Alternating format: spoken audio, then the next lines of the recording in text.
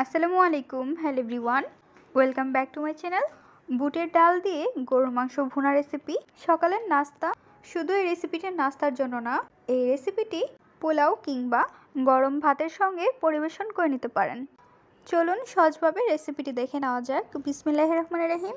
চুলায় বসিয়ে দিচ্ছি একটি কড়াই, এর মধ্যে দিয়ে দিচ্ছি সরিষার তেল। তেলটি ভালোভাবে গরম করে নিয়ে নেওয়ার পর এর মধ্যে দিয়ে দিচ্ছি পেঁয়াজ কুচি। পেঁয়াজটি দিয়ে নাড়াচাড়া করে নিতে হবে। এখানে আমরা মিডিয়াম সাইজের 3টি পেঁয়াজ কুচি করে কেটে নিয়েছি। পেঁয়াজগুলো যখন ব্রাউন কালার চলে আসবে তখন এর মধ্যে দিয়ে দিতে হবে মাংসগুলো দিয়ে দেওয়ার পর উল্টিয়ে পাল্টিয়ে নাড়াচাড়া করে নিতে হবে।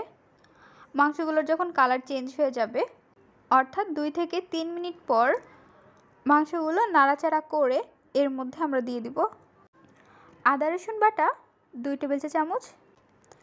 আদা রসুন বাটা দিয়ে দেওয়ার পর নাড়াচাড়া করে নিতে হবে।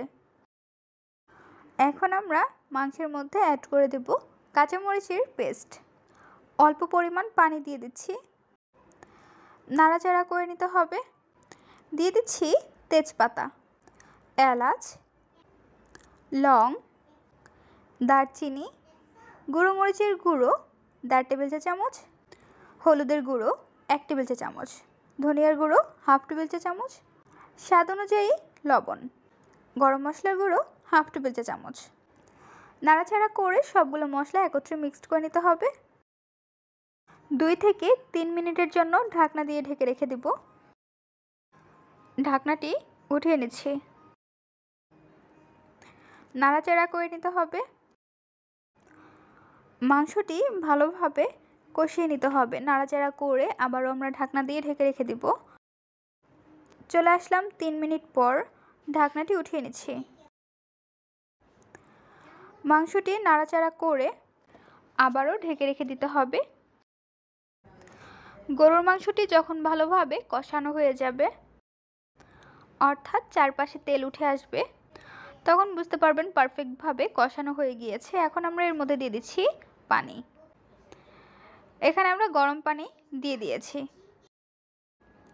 পানি দিয়ে দেওয়ার পর খুন্তি দিয়ে নাড়াচাড়া করে নিতে হবে। ঢাকনা দিয়ে ঢেকে রেখে দেব। একটি বলের মধ্যে নিয়ে নিচ্ছি বুটের ডাল। বুটের ডালটি ভালোভাবে ধুয়ে নিতে হবে। বুটের ডালটি আমরা সারা রাত ভিজিয়ে রেখে দেব। দেখতে পাচ্ছেন ভালোভাবে ভিজে নরম হয়েছে। গরুর মাংসটি নাড়াচাড়া করে নিচ্ছি। এখন আমরা গরুর মাংসের মধ্যে বুটের ডাল দিয়ে দিচ্ছি। ডালটি দিয়ে দেওয়ার পর উল্টিয়ে পাল্টিয়ে নাড়াচাড়া করে মিক্সড করে নিতে হবে। ঢাকনাটি উঠিয়ে নিচ্ছি। বুটের ডালটি উল্টিয়ে পাল্টিয়ে নাড়াচাড়া করে নিতে হবে। নাড়াচাড়া করে যখন বুটের ডাল ভালোভাবে কষানো হয়ে যাবে, তখন আমরা এর মধ্যে দিয়ে দিব পানি। পানি দিয়ে দেওয়ার পর নাড়াচাড়া করে ঢাকনা দিয়ে ঢেকে রেখে দিতে হবে 6 থেকে 7 মিনিটের জন্য।